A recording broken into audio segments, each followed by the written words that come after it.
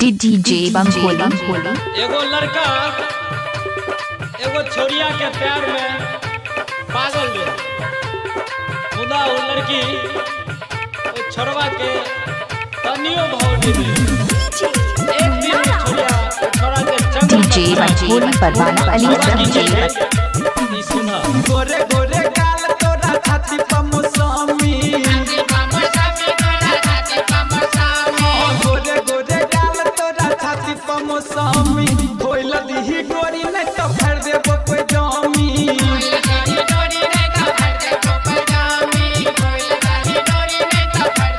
गोरे गोरे गाल तोरा छाती पर मौसमी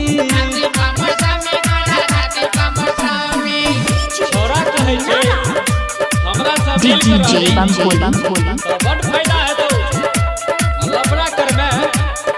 तो नहीं जाने की सब हेतु। ले सुन हम छियो के लभर तोहर करनै गोरी हल्ला हम छियो के लभर तोहर करनै गोरी हल्ला पे चोरी रहना नहीं तो जान जतै मोहल्ला हकम हकम के सांस किया ले चल लंबी लंबी कोइल दीही गोरी नहीं तो फेर देबो पैजामी गोरे गोरे गाल तोरा छाती पर मौसमी गोरे गोरे गाल तोरा छाती पर मौसमी कोइल दीही गोरी नहीं तो फेर देबो पैजामी आ छोरा सब के अते तपस्या केला के बाद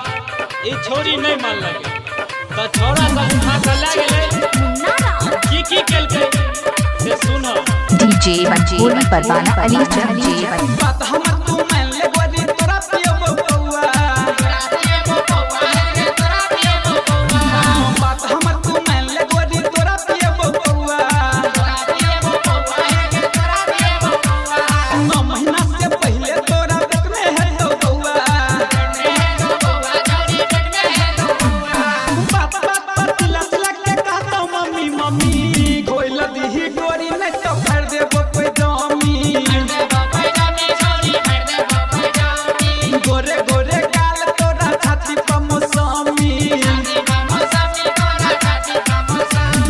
गोरे गोरे गाल तोरा छाती पर मौसमी कोइल दीही गोरी नहीं तो फेर देबो पैजामी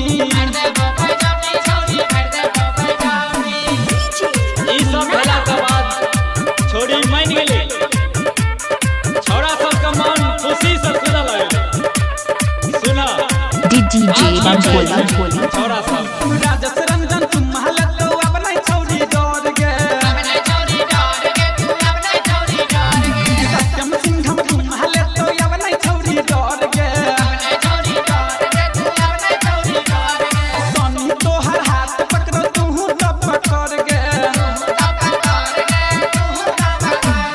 गुड्डू दीवाना लेने देने में करता नहीं गे कमी कोइल दीही गोरी नहीं तो फेर देबो पैजामी गोरे गोरे गाल तोरा छाती पर मौसमी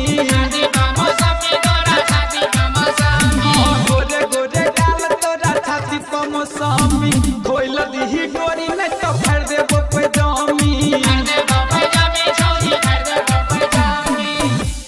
मिक्स बाय राकेश गाना ने मिक्सिंग के लिए संपर्क करें मोबाइल नंबर 93 048 65 66 9।